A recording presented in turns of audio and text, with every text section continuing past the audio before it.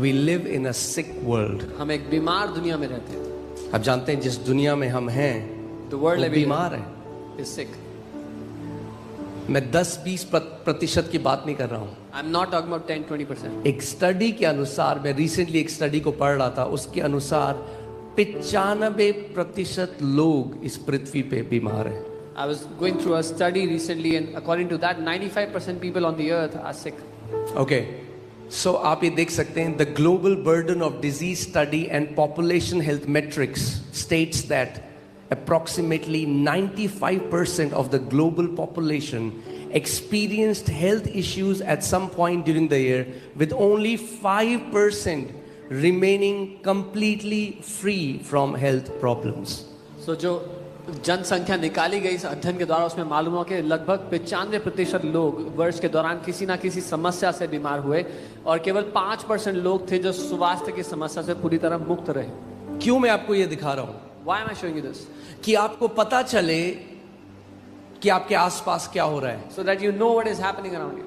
और अगर उस परमेश्वर की पूर्ण इच्छा इस पृथ्वी पे पूरी होती, And if the will of that God was being manifested on the earth, और अगर जैसे कई लोग बोलते हैं अरे उसकी मर्जी ना हो तो बीमारी नहीं आ सकती, and as many people say, oh, if it's not His will, sickness cannot come. तो अगर उसकी इच्छा से आज 95% लोग सताव में हैं, लोग कैंसर से मर रहे हैं, लोग एड्स से मर रहे हैं, लोगों के हार्ट फेल हो रहे हैं, बच्चे बीमारी में मर रहे हैं, तो फिर He is an evil creator. Then if according to His will people are dying in cancer, children are dying, people are sick and suffering, तो फिर वो एक बहुत ही दुष्ट सृष्टि करता है. फिर वो एक अच्छा परमेश्वर नहीं. Then He is not a good God. वो फिर उन शैतान बच्चों की तरह है जो एक मेंढक को पकड़ लेते हैं, उस पे पत्थर मारते हैं, या एक जानवर को पकड़ लेते हैं बेजुबान और उसको मार मार के लहूलुहान कर देते हैं और उससे उनको मजा आता है. तो उस खुदा को सताओ दे दे के, अपने सृष्टि को सता के उसको मजा आता है फिर. Then He is like those evil kids who like to torment animals and shed their blood, and they take pleasure in that. He is like that God who wants to make His creation suffer and get pleasure out of it. क्यों मैं आपको ये बात बता रहा हूं? Why am I telling you this? क्योंकि अपने आसपास की परिस्थिति को देखकर आप परमेश्वर की परिभाषा को नहीं जान सकते. Because you cannot look around what's happening and then define God according to it. यीशु मसीह आया प्रकट करने के लिए कि परमेश्वर पिता कैसा है. Jesus came to manifest how the heavenly Father is. और उसने कहा कोई नहीं जानता उस स्वर्गीय पिता को, केवल उस पुत्र को जो उसके अंदर में से निकल के आया है. And he said no one knows the Father except the Son who came out of the bosom of the Father. Okay? So एक पहली बात जान लो, So know this. परिस्थितियां हमें नहीं बता सकती सत्य क्या है. Situations cannot tell us what is the truth. इसीलिए तो आज इतने लोग नास्तिक हैं. Which is why many people are atheists today. क्योंकि जब आसपास देखते हैं When they look around, तो उन्हें दिखता है. मैंने आपको क्या बोला था, अगर आप किसी राज्य में जाओ, जैसे सऊदी अरेबिया जाओ जहां पे राजा है, या दुबई जाओ, और वहां पे आप देखो लोग मर रहे हैं सड़क में, खाने को नहीं है, भूख से मर रहे हैं, लोगों के पास अच्छी सुविधाएं नहीं है, तो वहां से आपको क्या पता लगता है राजा कैसा है उस जगह का? दुष्ट है. I told you, if you go to a kingdom where there are still kings like Saudi Arabia, and if you see people dying on the streets out of hunger, don't have amenities, you will say the king is an evil king. तो इससे हमें पता लगता है कि कोई तो है जो इस पृथ्वी पे राज कर रहा है जो दुष्ट है. So that tells us that there is somebody who's ruling on this earth who is evil. कितने लोग मेरे साथ हैं? How many of you? आप समझ रहे हो इस बात को? You understand? परमेश्वर इस पृथ्वी पे अभी राज्य नहीं कर रहा है. God is not ruling on this earth right now. यीशु मसीह ने कहा the prince of this world is coming, talking about devil. यीशु ने कहा इस जगत का राजकुमार आ रहा है, वो शैतान की बात कर रहा है. So कौन रूल कर रहा है इस पृथ्वी पे अभी? Who is ruling on the earth?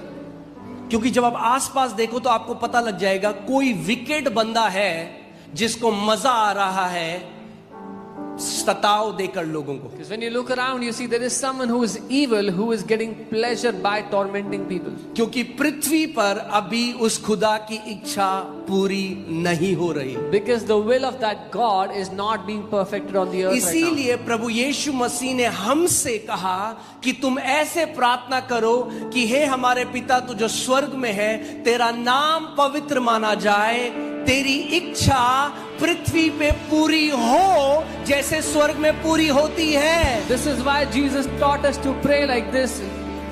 Hallowed be thy name and let your will be done on earth as it is done in heaven. यानी पृथ्वी पे उसकी इच्छा पूरी नहीं होती। That means his will is not done on the earth. इसीलिए तो प्रभु ने कहा मैं ये प्रार्थना करो। This is why the Lord said pray like this. स्वर्ग में उसकी इच्छा 100% पूरी होती है। In heaven his will is done 100%. इसीलिए स्वर्ग में कोई आंसू नहीं, इसीलिए स्वर्ग में कोई कैंसर नहीं, इसीलिए स्वर्ग में कोई रेप नहीं होता, इसीलिए स्वर्ग में कोई बच्चा बचपन में नहीं मरता, क्योंकि एक अच्छा पिता है जो राज्य कर रहा है स्वर्ग में। Which is why there are no tears in heaven, no cancer, no child dying in sickness, because a good God, a good Father is ruling in heaven. मगर पृथ्वी पर अभी उसकी इच्छा पूरी नहीं होती। But on the earth his will is not being done right now. शैतान राज्य कर रहा है इस पृथ्वी पे। The devil is ruling on the earth.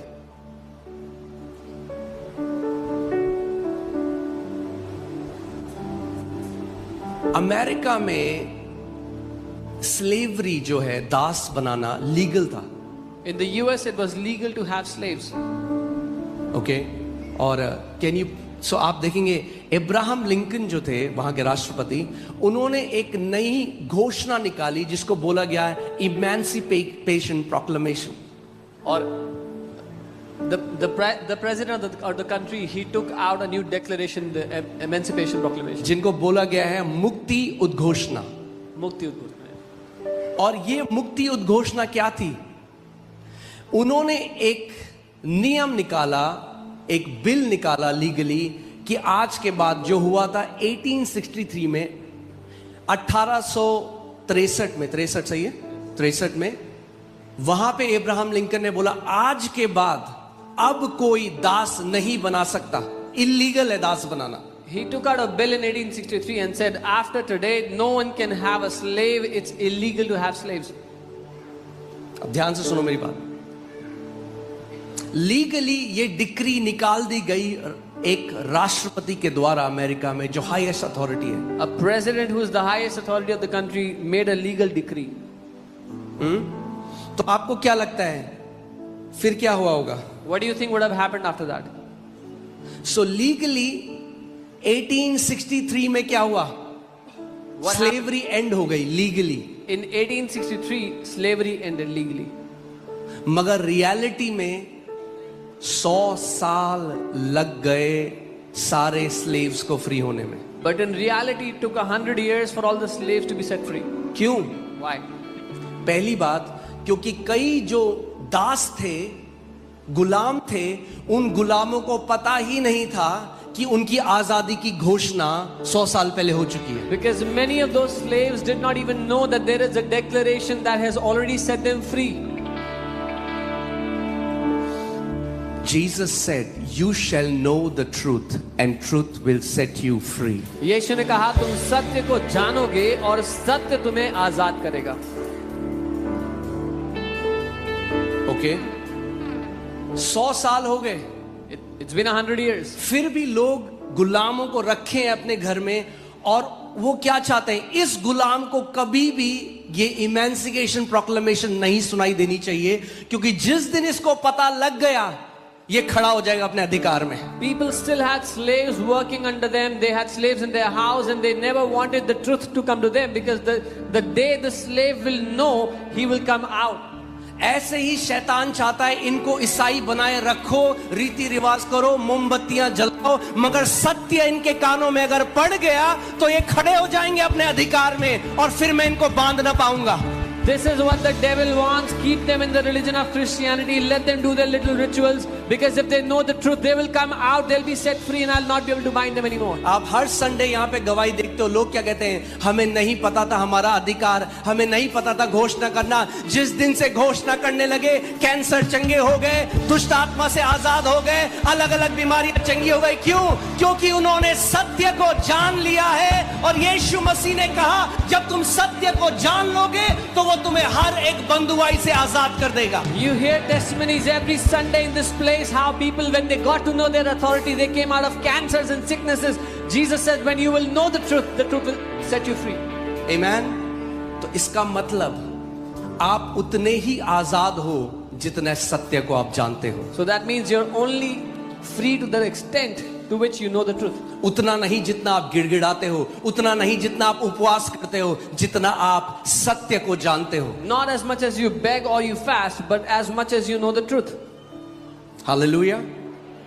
तो यानी आपकी दौड़ गिड़गिड़ाना नहीं है, भीख मांगना नहीं है, सत्य को जानना है। So your race is not begging and crying, but to know the truth. और सत्य क्या है? What is the truth? यूहन्ना 17:17 में यीशु मसीह ने कहा, हे पिता, हमें अपने सत्य से शुद्ध कर, तेरा वचन ही सत्य है। John 17:17, Jesus said, sanctify us by your truth. Your word is truth. ये बाइबल को ऊपर उठाओ अपने हाथों में, Lift up your Bible in your hands. बोलो, खुदा तेरा वचन सत्य है। Tell him, Lord, your word is the truth. Amen. Hallelujah. So legally 1863 में फ्री हो गए, Legally, they were free in 1863. मगर 100 साल तक गुलाम रहे क्योंकि सत्य को नहीं जानते थे। But they remained slaves for 100 years because they did not know the truth. क्योंकि जिस दिन आप सत्य को जान लोगे, Because the day you will